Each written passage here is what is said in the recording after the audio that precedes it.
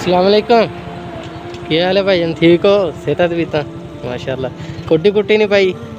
कोटी जर्सी कुछ पाया ही नहीं उत्ते, ठंड नहीं लगती? एक यार दी भोरा कहता था बनैन की जगह ते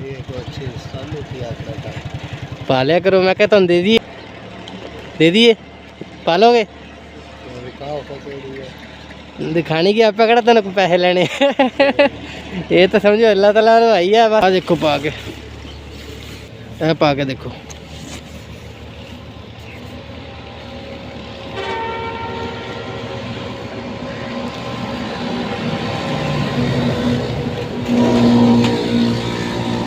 रक्षा ਤੁਹਾਡਾ रक्षा चलाने? रक्षा चलाने मैं क्या? अच्छा अच्छा, चलो माशाल्लाह काम शाम ठीक है। चलो माशाल्लाह, अल्लाह ताला आसानियाँ करे जी। अल्लाह ताला और सही जबरदस्त बंद करो। हाँ इनू बंद करो, पता लगे।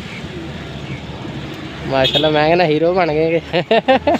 ज़बरदस्त हो गया। चलो इन सीधा कर, सीधा कर, ठीक हो गया। ओके जी, पर दुआवां जी याद रखना भाई ने जो निकलना पा के निकलना बाहर, ठीक है?